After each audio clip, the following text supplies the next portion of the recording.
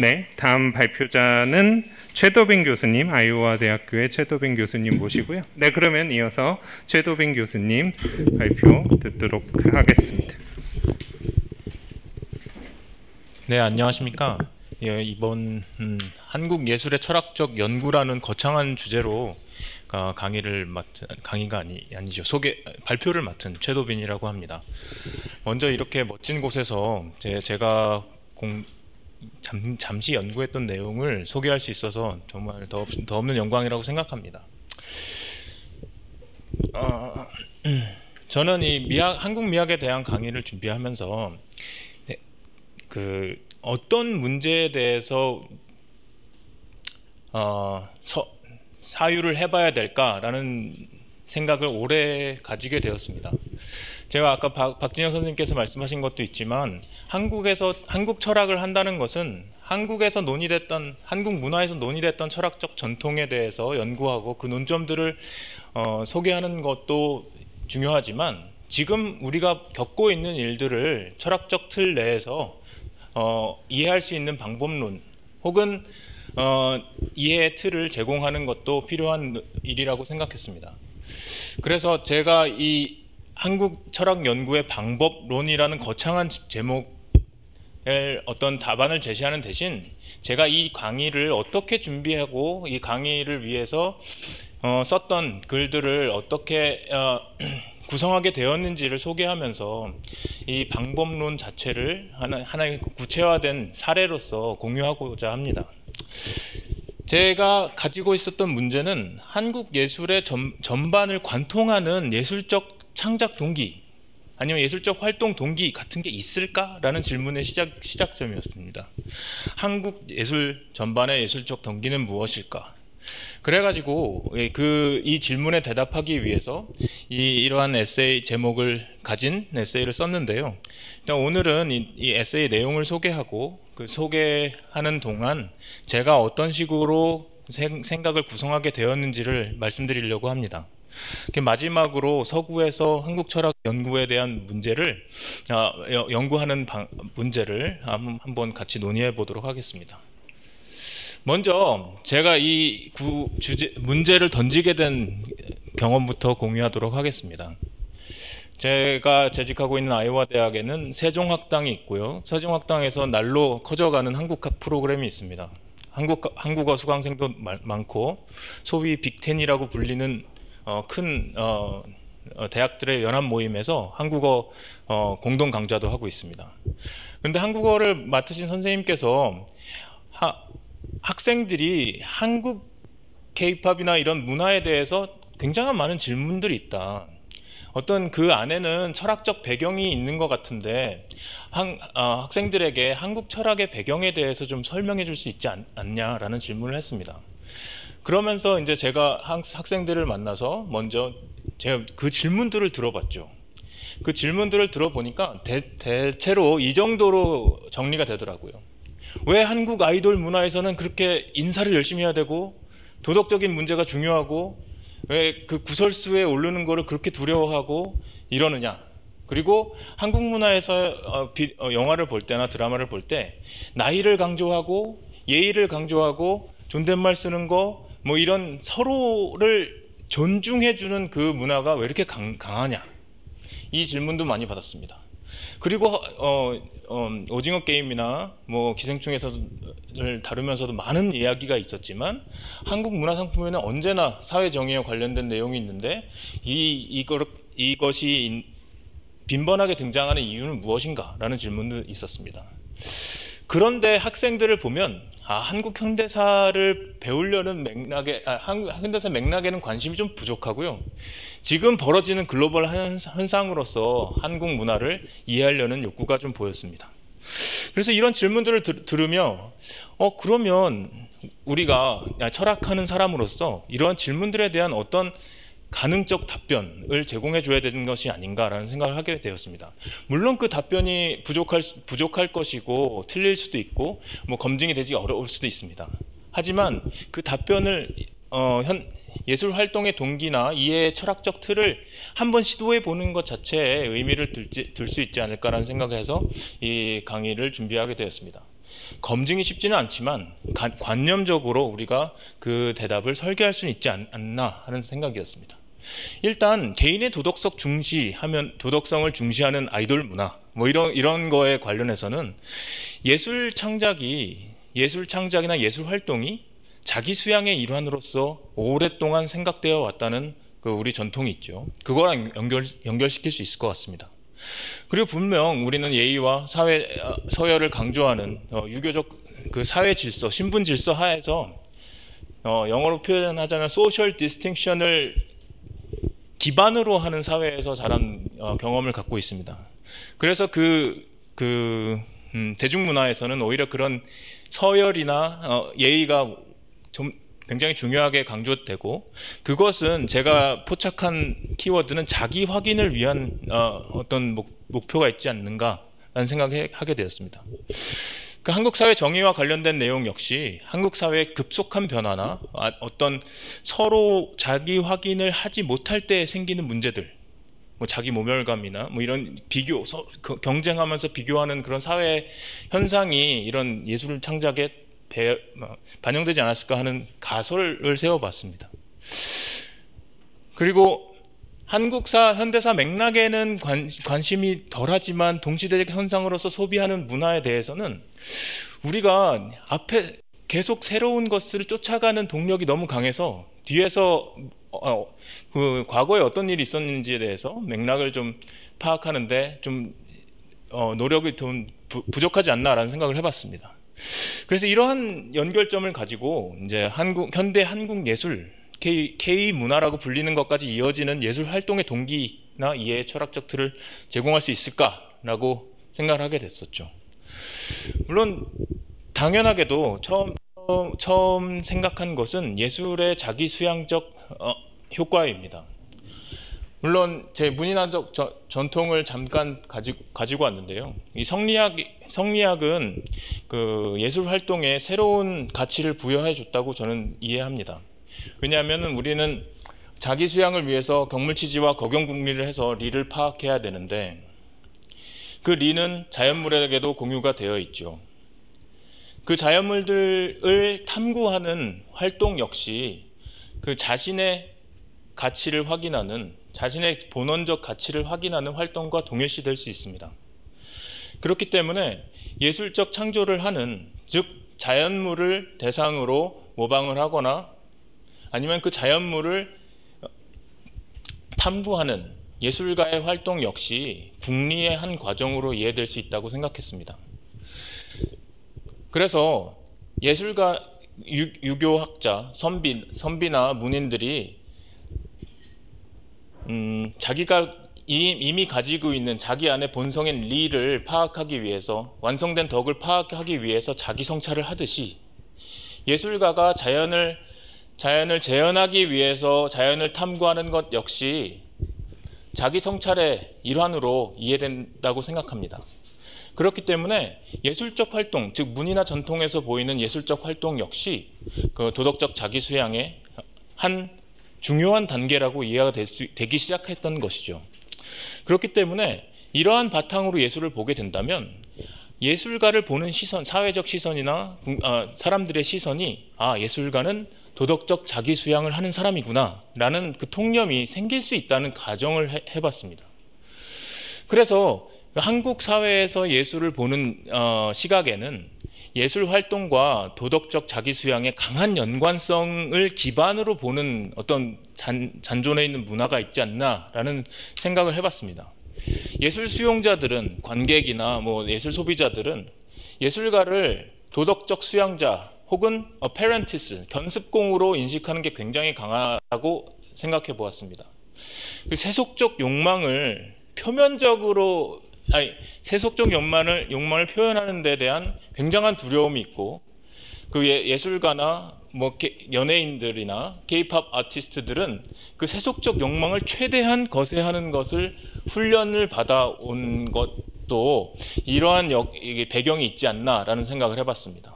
그리고 서구 문화와 비교해 봤을 때 대중예술에 대한 도덕적 요구사항이 매우 높죠. 그건 우리가 대중예술을 소비하면서 경험적으로 알고 있는 것이라고 생각합니다.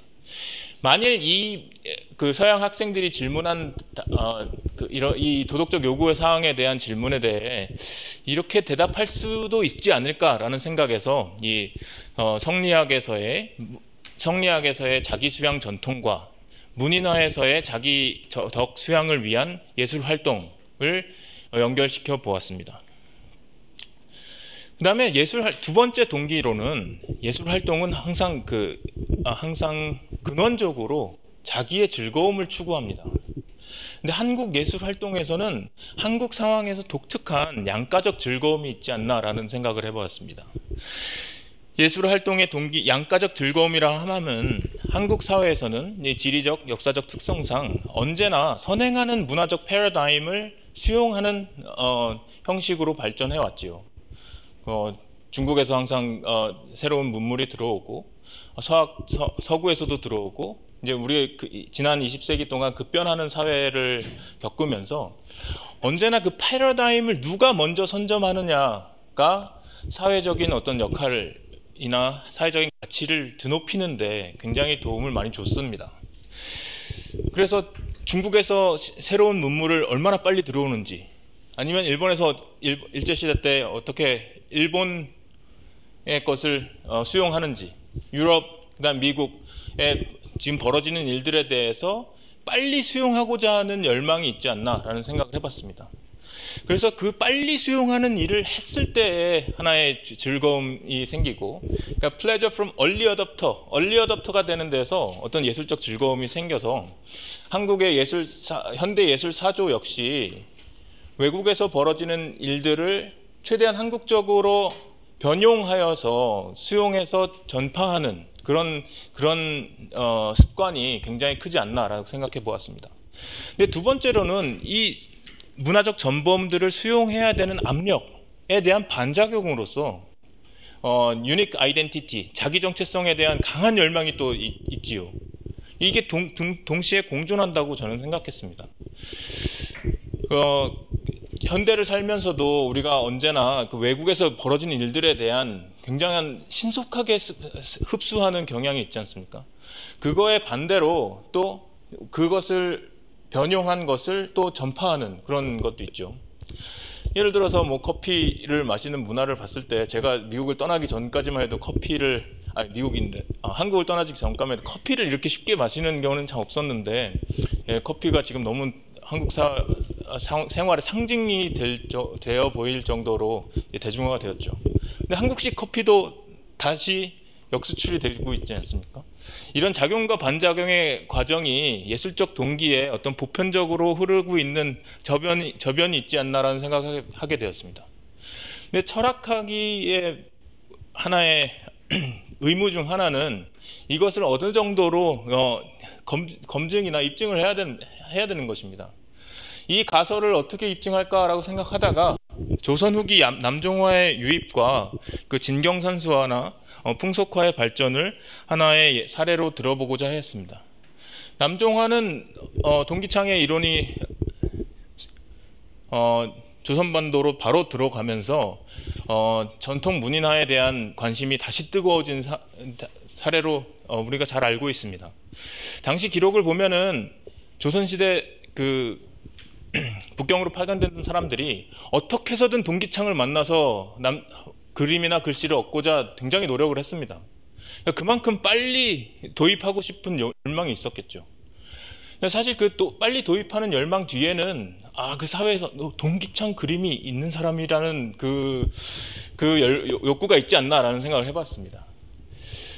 하지만 동기창이 살아있을 때 다음에 이제 병자호란이 터지고 이제 그 문화적인 열망이 잠깐 사그라들었다가 이제 조선 후기에 복귀를 경제적인 복원이 되면서 다시 이 남종화 열풍이 시작됩니다. 그래서 문인화에 대한 열망이 시작됐는데, 남종화의 명작을 입수하는 것뿐만 아니라 예술 수련의 방식으로 남종화의 중국 전통 문인화에 대한 방작에 대한 강조가 있지 않았나 생각해 봅니다. 강세왕 같은 경우는 최고의 예술 수련 방식으로 중국 명화 대가들의 그림을 모방하는 것을 최고의 수련 방식으로 삼았는데요. 사실 이것은 제가 강의에서도 얘기를 했지만 철학적으로는 입증 가능합니다. 왜냐하면 문이나 전통은 자기가 갖고 있는 철학적 경지, 사유의 경지를 그림에 투여하는 것이 문이나 전통의 이상입니다. 그렇다면 과거 중국 대가의 명작들은 그 중국 대가가 가졌던 자기의 덕, 그 자기의 그 내면적 덕이 그 작품 안에 이미 깃들어 있다고 보아도 무방합니다. 그럼 그것을 다시 자기가 모방을 해서 방작을 함으로써 그 덕과 함께 자기가 리조네이트, 공유를 할 수 있는 그런 경험을 하게 됩니다. 그렇기 때문에 자기가 스스로 표현하는 것, 아니면 자기가 스스로 모방을 하는 것, 그림을 그리는 것, 이것보다도 대가의 그림을 모방하는 것이 최고의 예술 수련 방식으로 꼽을 수가 있게 된 겁니다. 하지만 이런 중국의 우리가 잘 알고 있는 진경산수화나 풍속화 같은 경우는 이러한 방작 문화의 대척점에 있다고 보아도 무방할 것입니다. 전범을 모방하는 데 대한 예술가들은 창조자이고 예술가 창조적 정신이 항상 남을 모방하는 것, 그 덕을 수양하는 것으로는 해소가 되지 않을 것이라고 생각해서 이 예술적 동기한 이러한 전범에 따른 예술적 동기는 항상 그 반작용으로서 자기 것에 찾는 동기로 작용하지 않나라는 생각을 했습니다. 그래서 진경산수화와 풍속화 같은 경우는 그 사례로 그 반작용 사례로 예를 들 수 있을 것 같습니다. 우리가 너무 진경산수화나 풍속화에 대해 익숙하기 때문에 그냥 이론적인 얘기를 더 하겠습니다. 그래서 이 양가적 즐거움이라는 한국 사회의 특징이, 한국 문화 창조의 특징이 어떤 창작 동력으로 현재까지도 적용되고 있지 않나라는 생각을 해봤습니다. 그러니까 사람들이 전범을 수입하고자 하는 욕구, 그것도 빨리 수입해서 사회의 사회에서 구별되는 지위에 서고 싶으자는 욕구와 동시에 그 자기만의 것을 창조하여서 자기의 만족을 얻고 싶은 욕구가 인터플레이, 양가적인 그 서로 동력학을 이루면서 이제 한국 사회의 예술적 창작 동기가 구성되지 않나라는 가설을 던져보았습니다. 그래서 이러한 인터플레이, 상호 관계, 상호 동력이 현대 한국 사회에서도 굉장히 많이 나타나고 있지 않나 생각합니다. 우리가 이제 한국 대중예술에 대해서 요 근래 미국에서도 엄청 얘기하고 전 세계적으로 많이 얘기하고 있는데요. 사실 그 저변에는 그 90년대 이후로 그러니까 문화 산업을 확장하면서 엄청난 속도로 서구의 양질의 문화적 상품들을 수용했던 그 경험이 있지 않나라고 생각을 해봅니다. 근데 그것이 우리 땅의 우리 문화, 우리 맥락에서는, 우리 컨텍스트에서는 그게 맞지 않았기 때문에 그들의 장점을 수용하고 우리의 것을 입혀서 오센틱하게 바꾸는 과정이 그동안 계속 있었고, 그 결과로 지금의 이런 특이성이 생기지 않았나 생각합니다. 그래서 우리는 역사적으로 잘 알고 있습니다. 이 패러다임들은 계속 변해왔고, 지금 사실 한국 사회가 어떤 철학적으로 더 큰 벽에 도달하게 된 것이 더 이상 이제 패러다임을 수입할 때가 이제 거의 없기 때문이죠. 이제 한국 사회에서 우리가 패러다임을 제시할 수 있을까라는 질문을 던지고, 그에 대해서 또 우리가 머리를 맞대고 생각해 봐야 될 시기가 오지 않았나라 생각해 봅니다. 네, 근데 마지막으로 셀프 포겟팅이라는 동기를 한번 생각해 봤습니다. 예술가의 사회적 한계는 사실 우리가 한국 문화의, 전통 문화의 긍정적인 면에만 조명을 하는 관습이 있지 않습니까? 오늘 아침에도 박진영 선생님께서 그 말씀해 주셔서 참 반가웠는데요. 이제는 우리가 가지고 있는 양가성에 대해서 음과 밝은 면과 어두운 면을 동시에 볼 때가 되지 않았나라고 생각을 해봅니다. 그래서 문인화는 이론적으로 너무나 중요합니다. 리의 탐구와 동일시될 수 있는 예술적 성취니까요. 하지만 문화가 각광을 받는다고 해서 화가가 사회적으로 각광을 받는 건 아니었죠.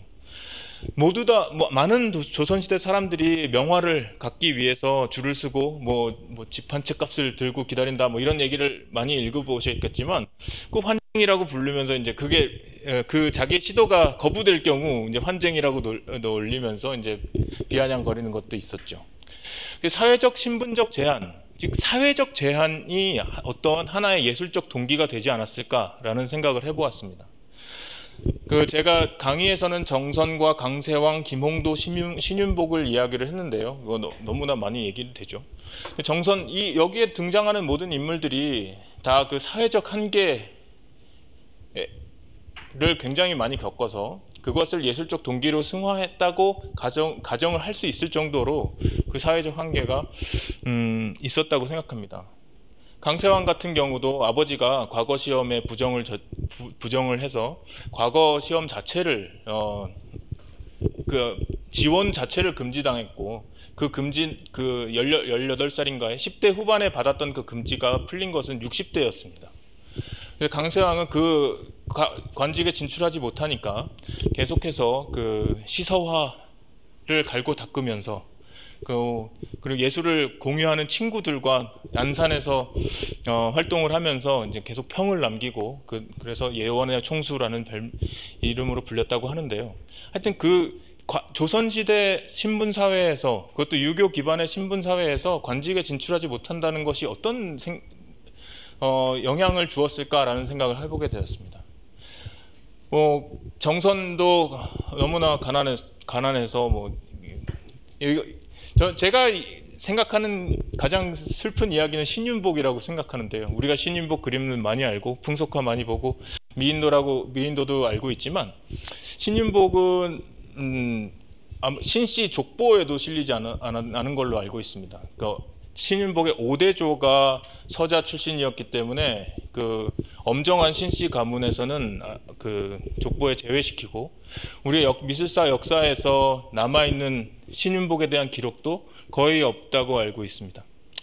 그래서 예술적인 이러한 사회적 한계가 예술적 동기, 자기 가치를 확인하고자 하는 강한 동기로 구성이 됐고, 그 다음에 또한 이 사회적 한계로부터 초월하고 싶은 셀프 트랜스덴털에 대한 욕망이 있지 않았을까 생각을 해봤습니다. 예술적 자유와 자기 완성의 즐거움을 더 강력하게 가지지 않았을까 생각해 보았습니다. 한국 예술, 이 셀프 포게팅하고 같이 염두에 둔 사회적 동기는 한국 예술에는 한국 사회의 어떤 이중잣대의 문화가 독특하게 자리 잡고 있지 않았나라는 생각을 해봤습니다. 평등의 열망과 특권의 열망이 공존하는 것이 어떤 한국에서 드라마틱하게 예술이 대조되는 경우가 많은데요. 얘는 양반 문화로 대비되는 귀족 예술과 평민 예술로 판소리나 탈춤 같은 평민 예술의 대비를 설명할 수 있는 틀로서 우리가 이 특권과 평등의 비교를 할 수 있지 않나 생각했습니다. 우리는 사회적 평등에 대한 열망이 굉장히 강하죠. 한국 현대사에서도 그런 게 있었습니다. 하지만 서구 근대의 평등에 대한 열망과 조금 형식이 다르지 않나 생각을 해봤습니다. 보편적 인간성 존중이라는 근대 계몽주의의 이상적 해법과 다르게 우리는 자기 멸시에 대한 공포와 자기 멸시를 받지 않을까 하는 우려가 있어서 평등에 대한 욕구가 또 강했을 수도 있을 것 같습니다. 민속예술, 탈춤이나 팔소리 등에서는 이 특권에 대한 조롱을 굉장히 예술적 동기로 삼지 않았나 생각을 해보고요. 예를 들어서 양반 같은 경우는 세금이나 병역에서 면제가 되었는데, 그것은 이제 유교 경전에 기반하고 있죠. 덕치를 하려면은 덕을 수양해야 되는데, 덕을 수양하려면 풀타임으로 해야 되기 때문에 전업으로 덕을 수양하기 때문에 생산에는 힘쓰면 안 됩니다. 그래서 그런 처음 문화가 시도되었을 텐데, 그것이 이제 고착화되면서 문제들이 생긴 것 같습니다. 하지만 한국 사회는 동시에 예외적 존재가 되고자 하는 열망도 반작용으로 또 있었을 거라고 생각합니다. 그 양반의 사회적 의무를 면제하고 법조 형벌들에 대한 불신이 있었음과 동시에 자기가 그것의 혜택자가 되고자 하는 욕망도 반드시 있습니다. 지금 한국 현대 사회에서도 이 양가적 욕망들이 계속 순환하면서 운동하면서 한국 사회의 동력, 예술 동기의 동력을 만들고 있지 않나 생각하게 합니다. 그러니까 사회적 구별을, 소셜 디스팅션을 가능하게 해주는 예술 행위에 대한 열망이 굉장히 강하고, 그것이 한국 사회의 문화 예술의 굉장히 빠른 속도를 만든 근원이 아닐까라고 생각해 봤습니다. 그래서 새로운 예술 패러다임을 열정적으로 수입하고 유행을 전환하는 그런 것이 가능하지 않나 생각해 봤습니다. 그래서 결론적으로 제가 이렇게 한국 문화예술 관련해서 미국 학생들이 질문했던 질문들을 바탕으로 한국 예술 전반을 관통하는 어떤 예술적 동기를 우리가 추려볼 수 있을까라는 질문에서 시작한 것이 이 세 가지 큰 카테고리로 한번 묶어보고자 했습니다. 무엇보다도 예술은 자기 수양을 위한 일환이고, 사회적 관계 속에서 자기 확인을 하자 하는 욕망이 굉장히 큽니다. 우리는 유교에서는 관계적 자라고 얘기하지 않습니까? 타인이 없이는 나를 확인할 수 없는 문화가 있는데요. 그것과 예술적 창작이 만났다고 생각합니다. 그 다음에 셀프 인조이먼트. 우리는 문화 향유를 하는데 이중적으로 합니다. 두 가지 멀티플 옵션을 가지고 있습니다. 우리는 그래서 좋은 점도 있고 안 좋은 점도 있는 거죠. 그리고 마지막으로 셀프 포게팅, 자기의 어떤 한계를 넘고자 하는 그 욕망 역시 한국 예술의 특징적인 동기가 아니었나라는 생각을 해봤습니다. 네, 이상으로 제 발표를 마치겠습니다. 네, 한국 문화예술의 어떤 동기, 또 세 가지 키워드로 설명해 주셨고, 예술가들이 사회적 관계 속에서 아주 강렬한 자기 확인 동기를 느끼고 새로운 개혁을 시도했다, 이런 점 되게 인상 깊게 들었습니다. 네, 시간 관계상 질문은 2개만 받도록 하겠습니다. 어차피 라운드 테이블이 있기 때문에 질문은 2개만 받기로 하겠습니다. 질문. 예, 감사합니다. 아주 재밌게 잘 들었습니다. 제 질문은 아마 clarification, 좀 명확한 그 관계예요. 3개 지금 말씀하셨잖아요. 그래서 첫 번째에서 이제 그 자기 수양으로서 예술 활동을 한다라는 것으로서 육아를 들여오셨단 말이에요. 그랬을 때 사실 서구 철학에서도 aesthetics and ethics, 그죠? 미학과 윤리학은 정반대에 있으면서 연관이 돼요. 그럴 때 윤리학을 어떻게 결정하느냐 달려 있죠. 그런데 개인적으로 보면 미학은 지금 말이야 개인의 자기 표현이고, 사실상 에틱스나 도덕은 개인이 사회의 놈에 다 들어가는 거잖아요. 그렇다면 그거는 어떤 의미에서는 상반된 거거든요. 그랬을 때 지금 어떻게 보셨는지 그 관계를, 그리고 나서 그것을 세 번째 거 셀프 포게팅을 하면서 그 사회에서 낮은 위치에 있었던 많은 사람들, 그런 화가들을 이야기를 했잖아요. 그분들은 분명히 육아 전통에 반항을 하는 거라고요. 그렇죠? 육아 전통에 들어갈 수 없는 사람들이란 말이에요. 그러면은 이분들의 그 예술적 성격과 앞에서 얘기하는 그 예술이 육아의 그 자기 수양과 연결된다라는 것과 그게 어떻게 되는지, 그리고 예술의 자율성과 도덕의 사실상 비자율적인 거거든요. 사회의 놈이니까 그것이 어떻게 연결되는지 이렇게 삼각관계를 한번 설명해 주시면 좋겠습니다. 감사합니다. 네, 굉장히 난해한 질문인데 굉장히 심오한 질문이네요.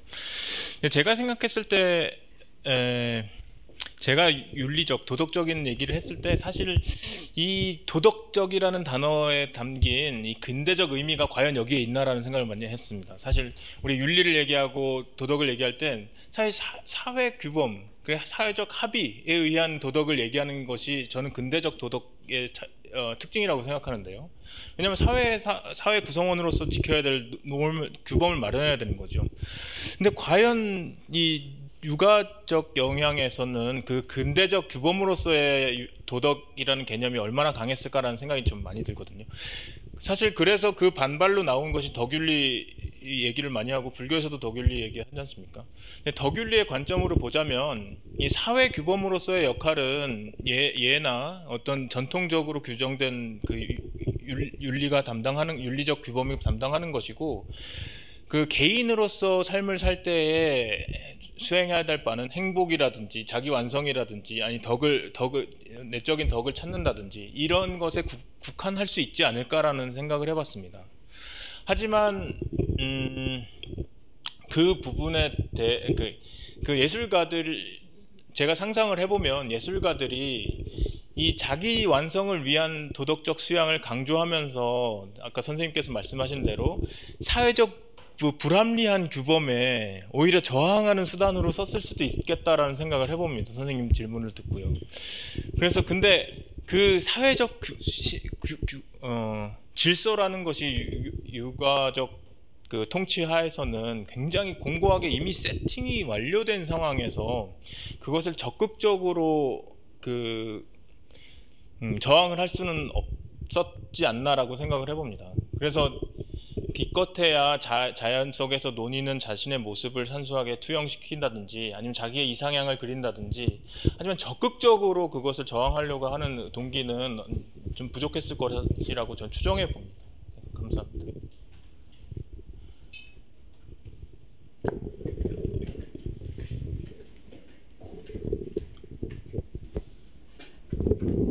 네, 되게 흥미롭게 들었고요. 그 구조도 저도 되게 재미있게 들었는데, 저는 그 자기 수양이 과연 그게 육아적 자기 수양으로만 얘기할 수 있을까 이런 생각도 네네. 들거든요. 예술가라고 했을 때, 그러니까 그분들이 이제 했던 자기 수양의 부분이 있는데, 그거 어떻게 보면 도덕적인 자기 완성이라기보다는 그 자신의 본질? 어떻게 네네. 보면은 네. 어떤 도가적이나 불가적인 그런 그 아이디어일 것 같다는 생각도 좀 들었고요. 그리고 이제 아이돌이 도덕성을 요구받는 게 그들의 예술적 자기 수양 때문인지 아니면 사회적 공인으로서 그런 요구를 바꾸는 것은 네. 아닌지 네. 그런 부분에 대해서 조금 더 설명해 주셨으면 하거든요. 네, 감사합니다. 예, 제가 지금 이 발표를 압축적으로 하기 위해서 이제 육아적 전통에만 집중을 했는데요. 사실 불교나 사실 무속에 기반한 예술 뭐 이런 거 역시 자기 완성의 목표를 갖고 있다고 생각합니다. 당연하죠. 그리고 한국적 예술에서는 그 자기 완성에 대한 그 압박 아니면 그 열망이 굉장히 컸다고 생각합니다. 그 굿을 하면서도 샤먼이나 그러니까 무당이나 그 굿의 참가자들이 자기 정화 작업을 또 해야 되지 않습니까? 그거 역시 어떤 자기 수양의 과정으로 생각되는데요. 제가 실제 강의에서는 판소리의 독공 과정에서 얘기를 했습니다. 무시당하는 서민 민속 예술이지만 그 판소리의 경지에 이르기 위해서는 그 폭포 옆에서 혼자 살면서 몇 년 동안 그 소리 연습을 해야 되는, 그것을 당연한 것으로 받아들이고, 제가 굉장히 서편제 영화를 굉장히 좋아해서 많이 봤는데, 그래서 그 거의 김병곤 씨가 득음은 무엇보다도 좋은 것이 밥을 안 먹어도 배부르고 이 열망이 있지 않습니까? 그 자기의 목적을 도달하고 싶은 열망. 근데 그게 비단 그 유교 문화뿐만 아니라 민속에서도 그렇고 도교 신앙에서도 그렇고 다 있었다고 생각합니다. 근데 가장 텍스트가 많고 내용이 많은 게 유교라서 거기에 국한시킨 겁니다. 그리고 아이돌의 도덕성 요구에 대해서는 아이돌이 도덕성을 추구해야 되는 압박을 받는다는 게 아니라 사회적으로 사람들이 이 도덕과 예술을 연결시키는 습관이 굉장히 강해서 그 습관을 아이돌을 지각하는데 그 습관을 투영해서 보지 않나라는 생각을 해봅니다. 사실 그 강의에서 저 공인이라는 표현을 저 썼거든요. 퍼블릭 에이전트라고 생각하는 거를 당연하게 여기는 그 문화도 좀 재밌어서 그 얘기를 해봤는데 그 부분에 대해서 좀 더 생각해보겠습니다. 네, 다른 예술가들을 굳이 그렇게 다른 예술가들한테 천민인 사람들한테 과거에 천민이 사람들한테 과거에 그 사람들한테 도덕성을 요구했었을까? 저는 그게 약간 물음표거든요.